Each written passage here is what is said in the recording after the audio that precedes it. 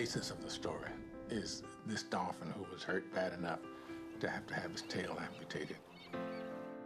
Kind of wondering if this dolphin is going to make it. It was too infected. It had to come off. How's she gonna live if she can't swim? And the little boy comes around, and we see that the dolphin responds to him. We decide to kind of take it a day at a time and see what happens. Yeah, a dolphin's tail is meant to flex up and down. It's not supposed to go side to side. Sawyer has, as perhaps only a child can, an original idea. Can I ask you a weird question? So he has the audacity to approach, legendary prosthetic doctor High five! and say, hey, make a tail for my dolphin. Oh, hi, doctor. Hi. What can I do for you? Well, I was under the impression I was here to do something for you. I was afraid you'd say no. Dr. McCarthy, he's kind of a crazy character in the movie. So he goes for it. Cross your fingers and toes if you got them.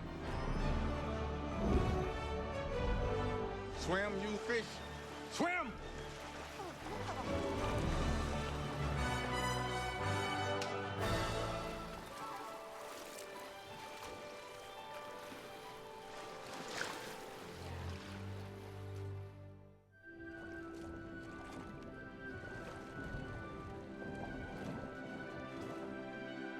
It's difficult sometimes when you read a script, especially one that's based on a true story, to determine what's real and what's not. But, we're at the Clearwater Marine Aquarium where the story took place, and we're with Winter herself. It's extraordinary, because, you'll be doing scenes, and it's her. It's really her. And the tail that we're talking about, we're actually using that tail, and it's kind of wild. I mean, she's almost like one of the actors, It's pretty amazing.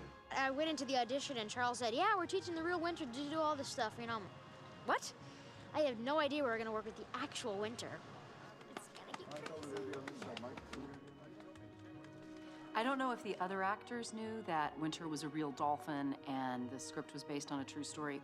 I did not, and so it made for a very unique process of discovery where I went from crying and being incredibly moved to all of a sudden it dawning on me that it was actually a true story, and I was pretty blown away. Reading the script and hearing the story and going online and checking out seawinter.com and then actually coming here and seeing her for the first time, it makes it very, very real and in your face and easy to connect. Capturing the real life story and trying to ground it in reality was always the biggest challenge with this movie. Without Winter playing herself, I don't know that we would have made the movie. We had no idea going in if Winter could actually be in a movie and do what we needed her to do, because one of the things that we decided early on was we have to be very respectful of Winter. She's not an actor, she's not a captive animal that is trained to do things. She's Winter, and just the fact that she survived is enough. I didn't have really many concerns because right off the bat it was made very clear that it's all about Winter, and we're going to do what Winter wants to do and what she can do, and it's about having fun. So as far as her feeling uncomfortable, it just wouldn't happen because we would only work within her limits, and we feel very good about that. When you produce a major motion picture, a lot of equipment shows up you're not used to having around here, obviously. Big 3D cameras and all the boom mics and so on. So what we did is put together some mock equipment. So if you walked in here a couple months before, you saw fake boom mics and things that were rigged up, kind of cheap, that looked like the item, kind of getting Winter used to the look. But also, Winter's done a lot of media stories over the years, so she was used to cameras. So the good news is, once we were ready to shoot, she was ready. And she's performed incredibly well. She warmed up to us right away. She's so curious. She's about the equivalent of a human, maybe 10-year-old. She's not fully grown yet. She's not a baby, but she's not fully grown. And she has that kind of childlike impishness.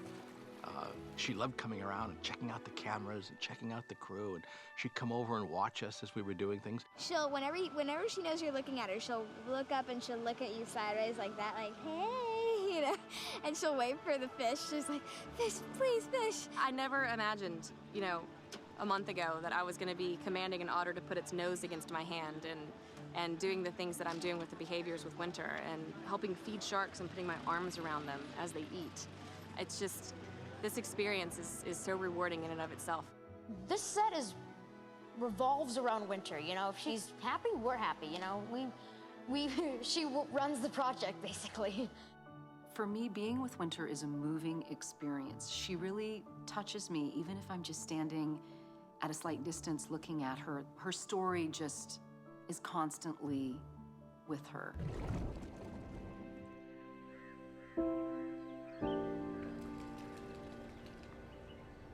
Well, one of the things that I wanted to do was to emphasize the relationship between the boy and the dolphin. I thought that was a wonderful way into this story. But the idea of using this sort of from a boy's point of view, from a child's point of view, I love that idea. I wanted to make a film where it feels like a child's approach to the world, and there's an innocence and a purity about childhood, and also about this beautiful animal. And I wanted to really try to emphasize that bond. It's hard, I think, to pass up any story that involves a child and a wounded animal. This one, there's just like that almost instant chemistry between the two. Hey.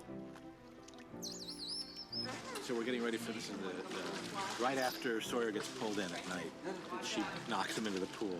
The first time that they're swimming together. And they're supposed to have a little splashing war. And she's been trained to do that. If you splash her, she'll splash you back. She loved that scene. That's when I realized that me and Winter were, you know, at the point where we can joke around and stuff and just have a great time. Because we had to use Winter as herself in the movie, we had to turn the Clearwater Marine Hospital, which had rescued Winter, into essentially a backlot. And it was a terrific experience.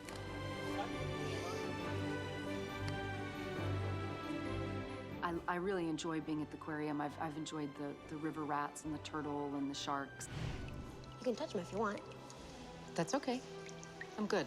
You sure? It's a neat environment in which to work, and I'm really grateful that the production did choose to be on the real location instead of doing something on a soundstage. It's the best aquarium you will ever go to. When you walk in, you can feel the love, and you can just see how much everybody knows every animal's name, and I mean, down to the stingrays, everybody has a name. The people who are involved in working with the real animals seem to be here for the right reasons.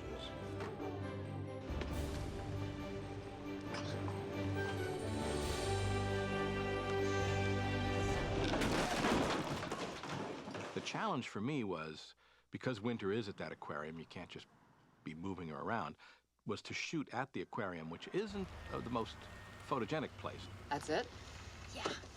You know, it used to be a sewage treatment plant before they converted it. Cool, huh? So we're ironically, part of our legacy is we took a sewage treatment plant and kind of turned it green, and now we teach environmental education and rescue animals from that same facility.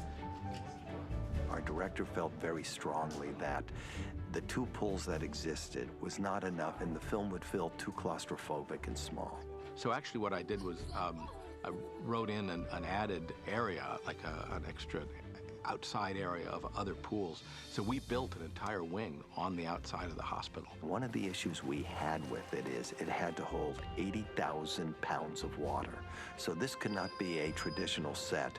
It needed real serious support.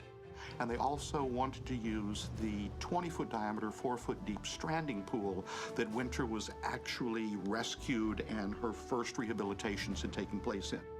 In addition to having a platform that could hold the 80,000 pounds, dolphins get sunburned.